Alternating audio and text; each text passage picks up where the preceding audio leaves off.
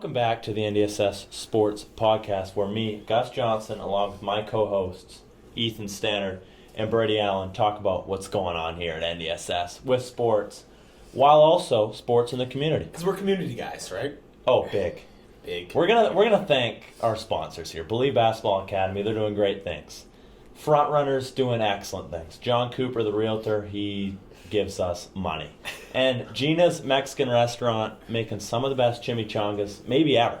You got to go down to the cartel to get better ones. Winmar is also sponsoring us. They do great restoration work. So, yeah, let's talk a little bit about basketball here. It's basketball season in the winter, and we can't be more excited. The junior girls did not have a tournament, but one of the grade 10 girls, Moena, she dropped 29 points. 20 in the first half. I've been predicting this since she was in grade 8. I know her grade 9 season didn't happen, but I remember watching her in grade 8 thinking this is the unreal talent we have at NDSS, right? I think she could go all the way to the WNBA. Yeah. I mean, the way I heard the sparks. What grade is she in? She's in grade 10. Grade 10? And she's dropping 29? 29 points. 29. Remember, she hasn't hit her development. We're talking about skill development. In grade 12, she'll be dropping 36 points. Yeah. Junior boys, they played really well. They won the Christmas Classic. They beat Dover, they beat Claremont and Port Alberni, and then in the finals they beat Isfeld. Kind of the main guys that played really well was Danny O'Leary, Gavin Gunderson, and Boyd Anderson. They got an upcoming tournament at Oak Bay that's going to be difficult for them, but they're going to hopefully do pretty well in that. Senior girls tournament in Victoria, let me tell you, Emma Carriage was there. They fought hard in the Christmas tournament. The girls were missing half their team because of the volleyball provincials, so they called up 5 juniors. Next man up mentality. Let me rephrase. It's 2021. Next woman up mentality. Beth Carriage, Sarah Cuttaford, Avery Henderson, Abby Giroux, and Lydia Paris. Sister of Nate Paris, a senior boys basketball member. They lost to Belmont. They also lost to Sea Cove. And they lost to PCS, but, they're getting better. And improvement, right? Improvement. And it's first tournament of the year for them. So exactly. I have high hopes for them. And once first tournament's more about just the chemistry. That's really when you build as a team. And getting used to playing basketball. Used to it, right? We haven't played in a while, so it's just good to kind of get loose again. Let me tell you about the senior boys tournament up in Mount Dog. Oh, yeah. So we took out Reynolds in the first round pretty easily. It was a good game. We won by 30. We won by 30 points. That was a good game. Friday, we played Mount Dog at Mount Dog in front of the home crowd. We took the dub by 20 points as well. Yeah. That was a really good game. They came out pretty hard, though. They did. We were down by like 10. Yeah, and it was like 10, the environment was incredible. It was awesome. It was awesome to play. Yeah, so we lost the final against Vanny, but Tarrangale was named Defensive Player of the Tournament. He had probably 20 blocks. In the combination of 3 games. He had 6 blocks against Vanier. He's a dominant force down there. And I'm going to tell you about a restaurant I just discovered. So I'm in the Hillside Mall, right? Uh-huh. And I'm looking for the A&W free Wi-Fi. Uh-huh. And I go, are you kidding me? I look in the corner of my eye, I see a Johnny Rocket symbol with a Chipotle bacon burger. I go, I need that in my stomach. Really? And I go out and get it. $9.29. And it was the best burger I've ever had. And really? my good friend Connor DeWitt said, I need Johnny Rockets. So if Johnny Rocket would like to get on the podcast. Yeah, we could get him on. And we'd love to have you on. All right, let's get... Oh, this is huge. Volleyball provincial senior girls. They got 4th place, right? Is that what they wanted? No. They wanted to win gold. But they played really, really well. And they had a tough 5-set loss versus Riverside. That was hard. You know what? Incredible season, incredible coaching, and they're going to be back next year stronger than ever. Let's go to an interview here with Keira Martin, co-captain of the volleyball team. Give her some questions. I know it was a hard weekend. Not only was it hard for the girls, it was hard for the fans, right? Me being one of the biggest fans of senior girls volleyball. After that loss, I'll be honest, I was tearing up a bit because we fought hard all weekend and just coming up short like that. Oh no, it was hard to watch, right? Well, you see, for a fan like me, Keira, when you guys lost, I wasn't able to even go to Victoria to play in that basketball game because I was so mentally and physically torn apart from you guys losing. I I made a lot of mistakes after that. But Yeah, and I really think that kind of happened to us too. We had that really tough semi against the actual provincial champions, Riverside. So it was a bit of a tough go there. We went to 5 sets with them. It was so close. First match, we won 26-24. Actually, I think it was 29-27. So usually volleyball games end at 25, but you have to win by 2. Wow. So we went and fought hard there. Second set, they beat us, but then in the third set, we beat them 25-12, which was the worst Riverside had been beaten by a team all season. But then, I don't know how they managed, but they picked themselves back up off the floor and managed to take us in the next 2 sets, which was really defeating because we really thought we had it there in that third. But then after that loss, it was really tough to pick ourselves back up and go play that bronze medal game and take a win. Kelowna was a really good team, and they had just lost 3 straight. So they were just ready to go. They didn't have such a tough match before that bronze medal game like we did. Yeah. So, Keira, you've been playing with these girls for the last 5 years. Do you think one of the reasons you were able to be successful was because you guys just had some of the best chemistry in the province? Definitely. We had a really, really close team this year. We've had a bunch of away tournaments where we've been overnight in hotels. I mean, after the provincials, we all had this big team sleepover, and it was super special. Like, that's a really close group. Like, I've been playing with those girls since grade 8, even some of them since grade 5. And, yeah, like, they're a bunch of my best friends, and we definitely couldn't have been as successful as we were without that chemistry. Yeah, exactly. What was the best tournament you guys had this year? I would say, honestly, our first tournament of the year, we went to UBC in Vancouver. We had no idea Great what we were going. campus. Yeah, it was beautiful. We had no idea what we were going up against. This was our first tournament. We'd had maybe 4 practices beforehand, and we go there and end up coming second, playing some of the best teams in Vancouver. That gave us a second place provincial ranking for pretty much the rest of the season, helping us with our seeding in provincials.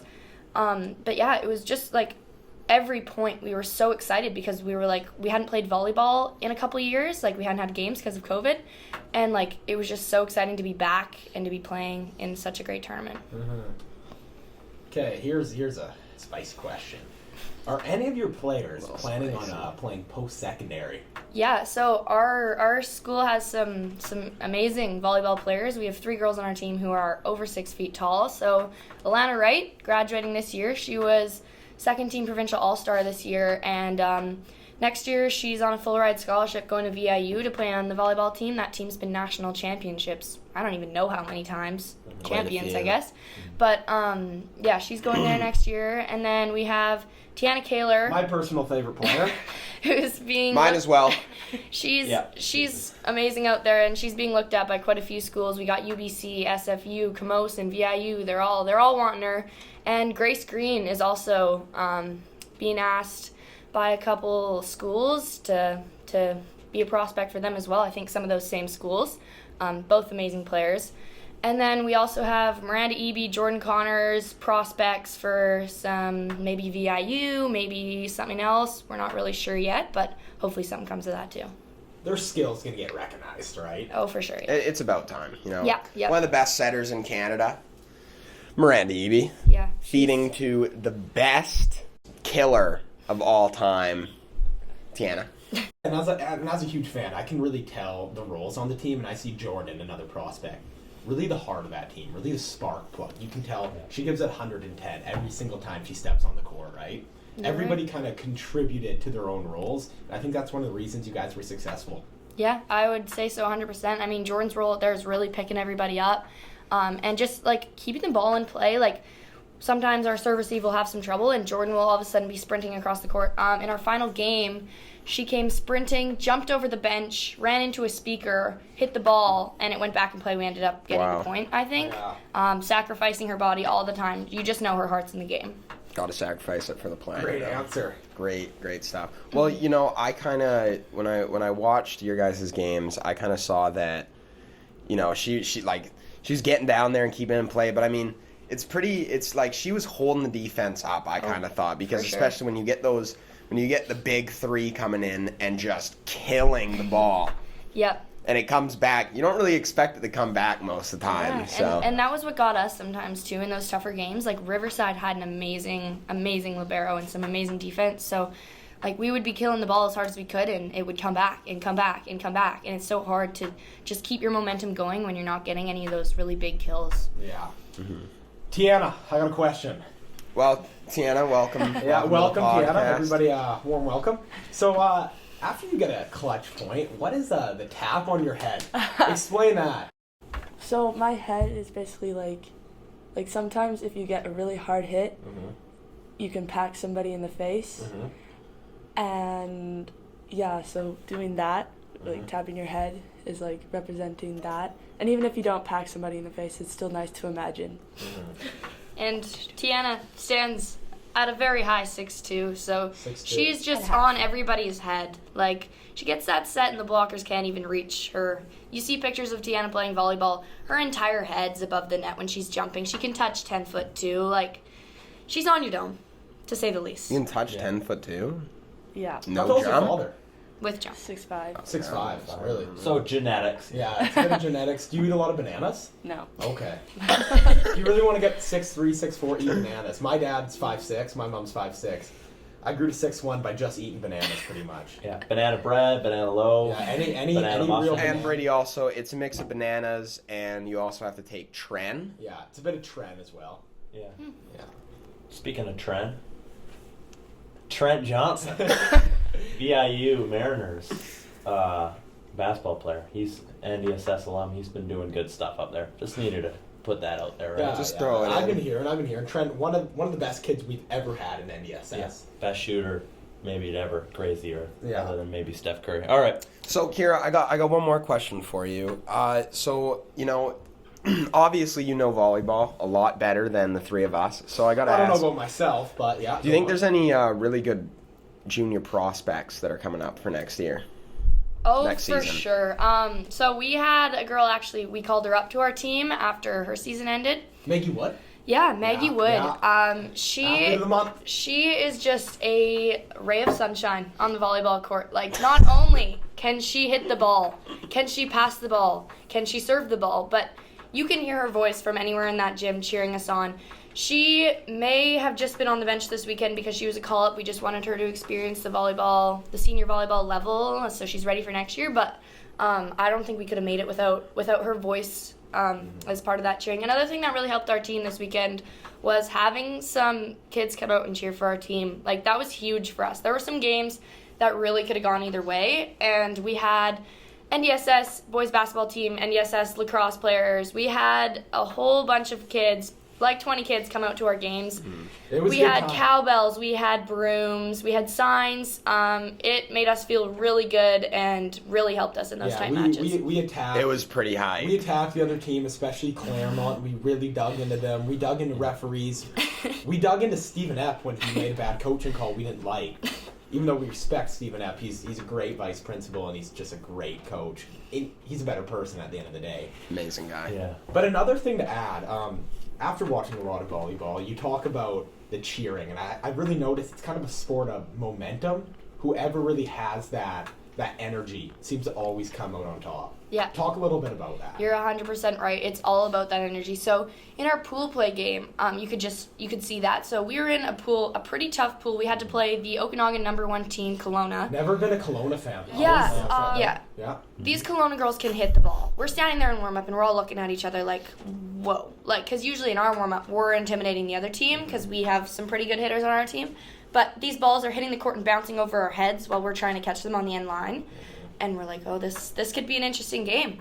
And then all of a sudden, we look up at the stands, and they're packed. And the game starts, and our whole team is just fired up. We're all yelling. We're so loud on the court. Every time we get a point, the stands go crazy. Kelowna just couldn't pick themselves up. We clobbered them. I think it was 25-13 in one of the sets. Yeah, that was a good game. The ref had to yell at me. He had to Yeah. stop the game for a second because I was just getting into it because it was such a good volleyball. Yeah, and then we played Kelowna again in our bronze medal game, and completely different story. The energy wasn't there. We were all tired after losing our semifinal, and they beat us in 2 sets. It went the complete opposite way. So volleyball really is all about Actually, where I have that one energy. more volleyball question for Tianna. Oh, Okay. Run it back. Okay, Tianna, you're grade 11, right? Yes. And you've always played with the older girls, right? Yeah. What is it going to be like next year as the senior? Are you excited? Are you a captain type of Are you of gonna player? step Are into you- that the vocal leadership that you're going to need to take? So that's an interesting question because I might be going to the National Excellence Program at Really? the Richmond Oval. Wow.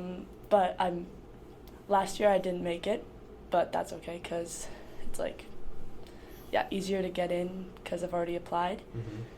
But if I don't make it, I'm definitely going to try and be the leader that the team needs because, yeah, we're not going to have most of our grade 12s. So, yeah, that's going to be... You're going to have to win over a new squad. It's going to be tough. Yeah. All right, well, we're about to wrap it up here. I just want to say a little heartfelt message here. I hope all of you have an incredible holiday, right? We'll be back in the new year, 2022. It's going to be an excellent year. Oh, it's going to be a huge year. If you Big guys thought year. 2021 was So, oh my God. Get in your ready. pajamas, get a little hot chocolate, get some candy canes, Some cocoa. spend it with the people you love, Hot cocoa, of course. hot cocoa, and yeah, we're going to wrap it up here, and I hope all you have a good holidays, and we'll be back next year. Thank you.